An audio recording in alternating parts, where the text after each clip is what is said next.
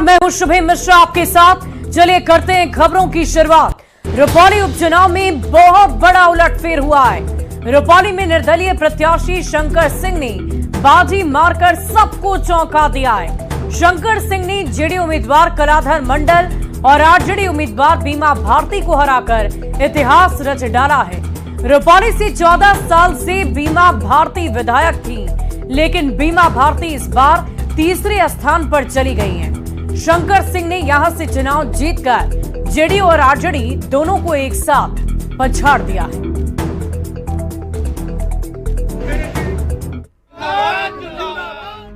तीर चला और न लालटेन जली। रुपौली में निर्दलीय प्रत्याशी ने बड़ा खेला कर दिया।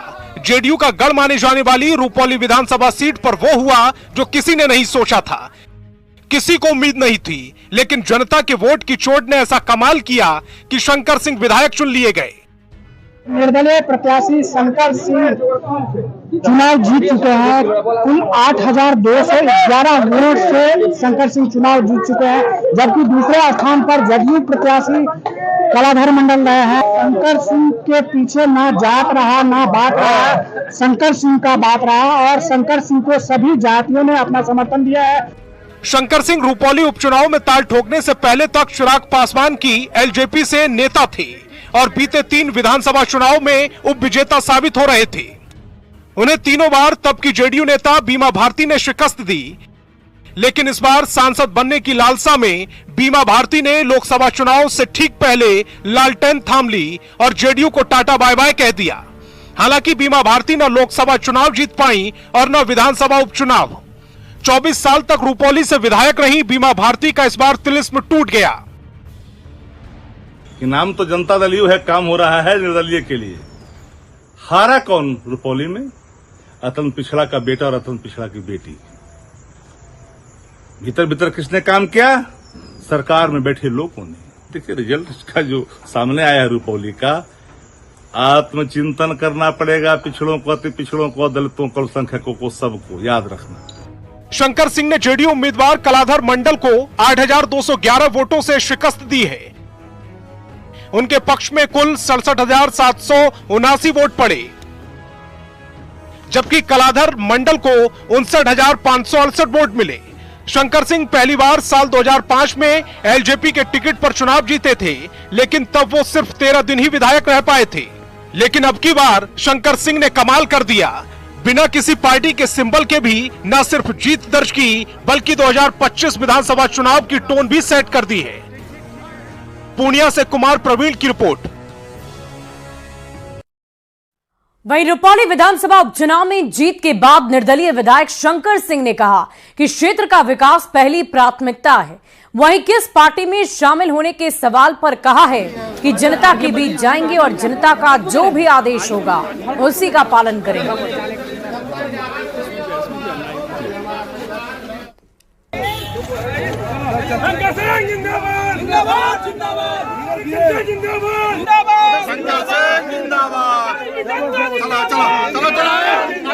सबसे पहले आपको जीत की बधाई। क्या प्राथमिकता होगी? अरे जाने दीजिए ना, बाहर में आगे बढ़िए, क्यों दे रहे हैं? आगे बढ़िए, क्यों दे रहे हैं?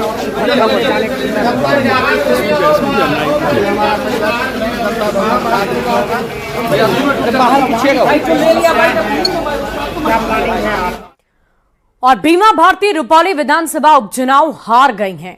बीमा भारती 30,213 वोट तो मिले, लेकिन तीसरे पायदान पर रही और यही प्रदर्शन लोकसभा के दौरान भी था। हार के कारण तलाशी जा रहे हैं। क्या अति महत्वाकांक्षा ने उन्हें हरा दिया? क्या 14 साल की जेडीयू की दोस्ती को दगा देना बीमा भारती को भारी पड़ गया? क्योंकि बीमा भारती सांसदी तलाशते विधायकी भी खो चुकी हैं।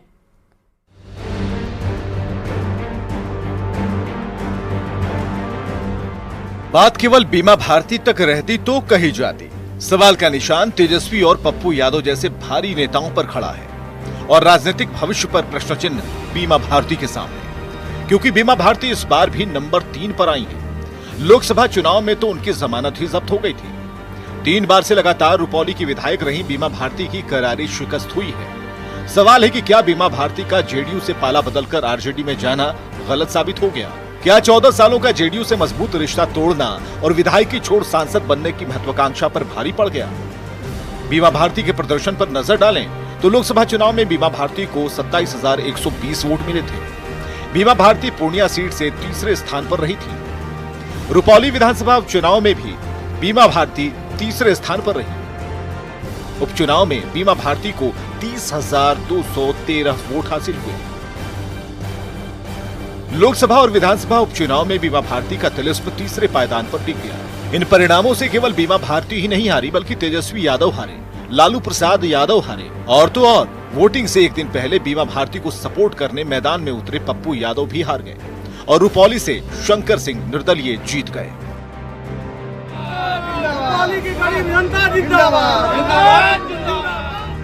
बात रही बीमा भारती की, तो फिर से कमबैक करना उतना आसान नहीं होगा।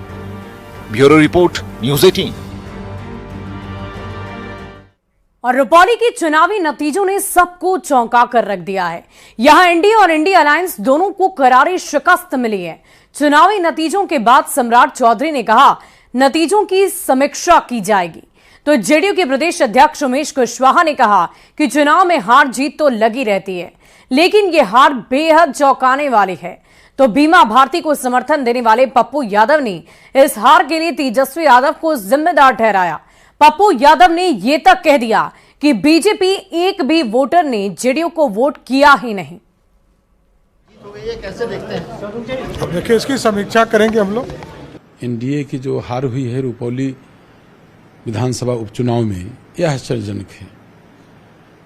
हम लोग उसको देखेंगे और जो हम लोग से भूल चूक हुई होगी उसमें आगे सुधार करने का प्रयास करेंगे। ये तो एक हिस्सा है चुनाव में जो हार जीत एक हिस्सा है, उसका अंग है, तो हार जीत लगी रहती है। हमने परिणाम सुना है जाकर के और अब समीक्षा की आवश्यकता जाकर के है।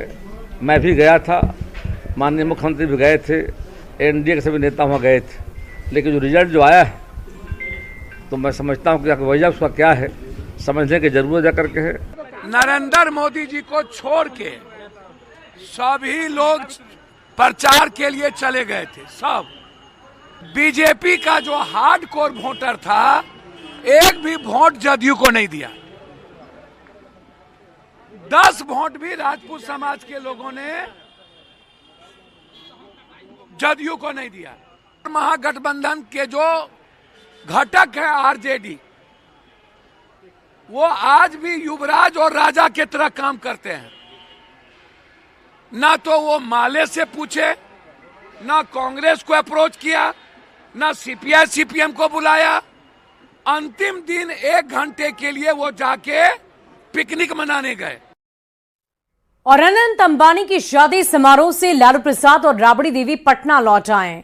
रुपौली उपचुनाव के नतीजों पर जब लालू प्रसाद से सवाल पूछे गए तो उन्होंने मीडिया के सवालों पर चुप्पी साधी।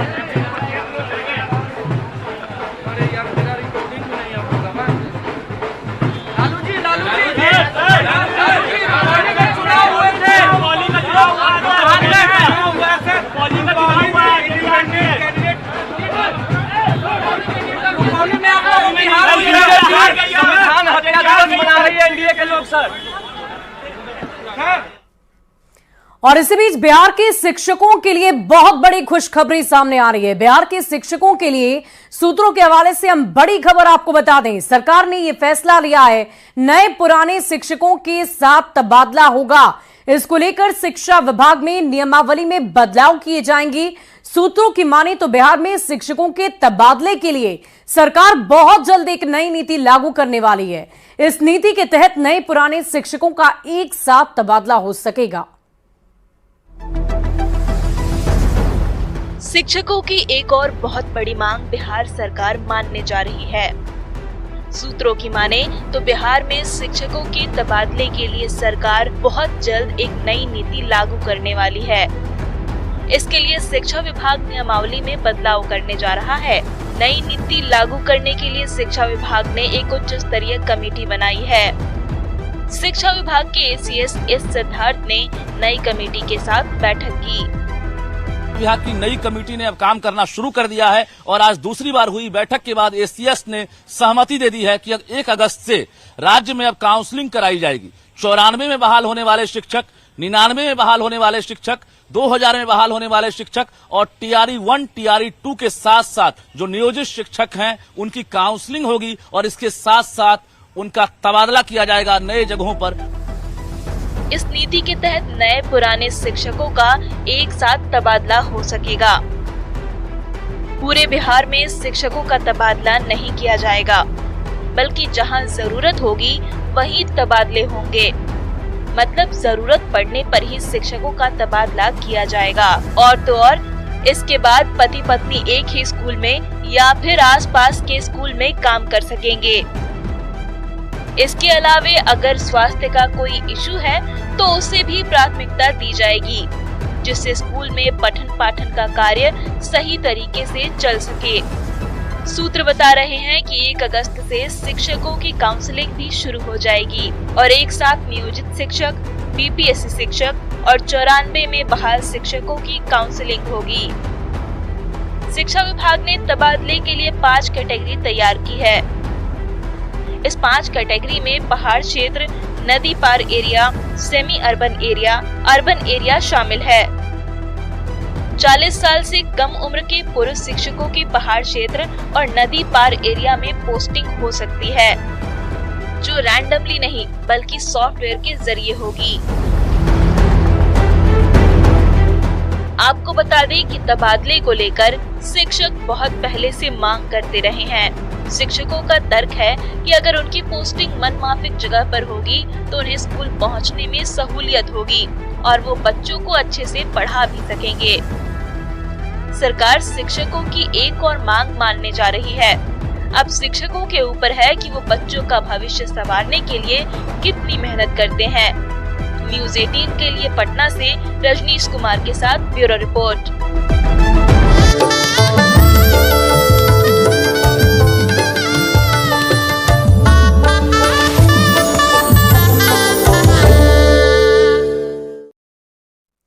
और रिलायंस इंडस्ट्रीज के चेयरमैन मुकेश अंबानी और नीता अंबानी के छोटे बेटे अनंत अंबानी और उद्योगपति वीरेन मर्चेंट की बेटी राधिका मर्चेंट शादी के बंधन में बंध चुके हैं।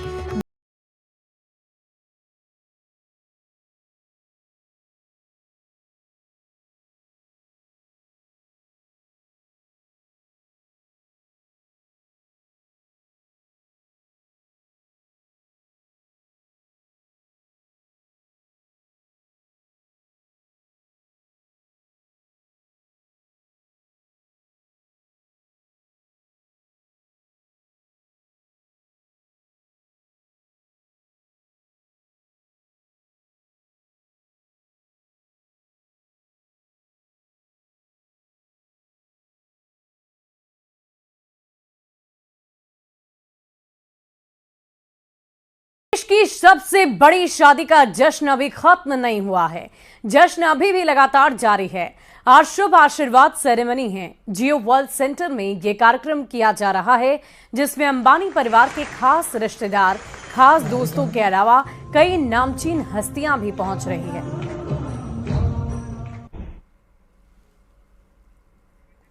तो ये तस्वीरें हम आपको दिखा रहे हैं उसी जियो वर्ल्ड सेंटर की, जहां पर आशीर्वाद